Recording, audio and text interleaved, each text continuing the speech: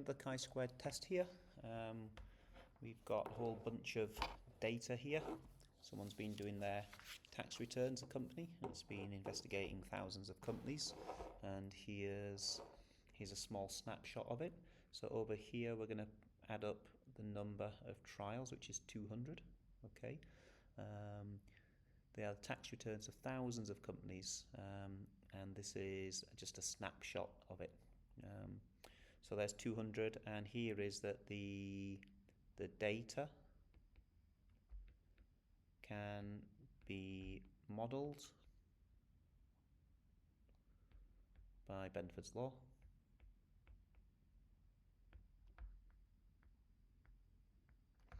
And the alternate is the data cannot be modelled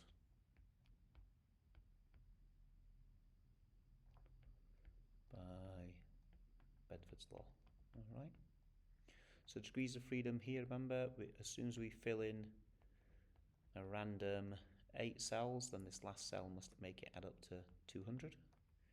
Okay, so degrees of freedom is 9 minus 1 equals 8. But obviously we've got to be able to work out the expected values. And the way we do that is that 30.1% of the 200 entries we would expect to be in here. So I'll do the first calculation.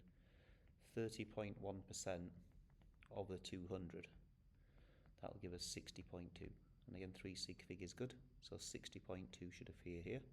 That's very close to what we actually got, right? Now we'll just fill in all the others. This is just simple calculations of percentages. This should be 35.2, 25.0, 19.4, 15.8, 13.4, 11.6, 10.2, and 9.2. Okay, 2, 4, 8, 16, 26, yeah. And if you add those all up, because you round it to one decimal place, that will add up to the 200, which is all good. Right, so now we just have to go and perform a chi-square test, chi-squared goodness of fit test between the observed and the expected. When we go back to our TI Inspire now, we've got a small problem, but it's not too bad. So look, we've got O and E here already from a previous test.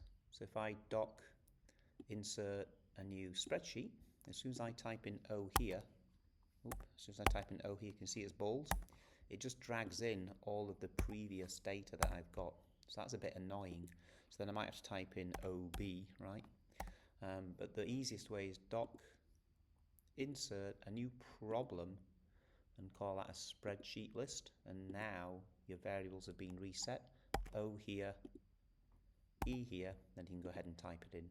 Now I've already pre-loaded with my previous one, which is here. So there's my O and E, which corresponds with my observed and expected.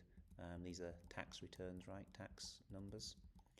And they seem to be all in the right place. So let's go ahead and find the p-value, menu, statistics, stat test, chi-squared goodness of fit. The observed is O.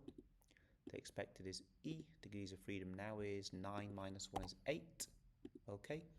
There's a p-value, 0.773.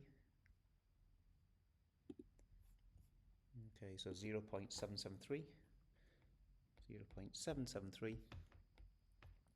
And here 0.773 is a lot greater than the 5% we're testing out. Now remember, this is kind of it's sort of a proxy. It's a way of estimating how likely is it for the null to be true. So 77% chance to be true. That seems quite high. So basically, we don't have enough evidence to reject the null.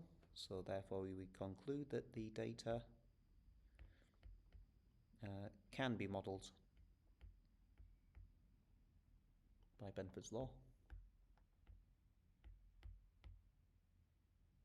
Okay, so there's no particular evidence of any tax fraud going on here. All things look pretty good.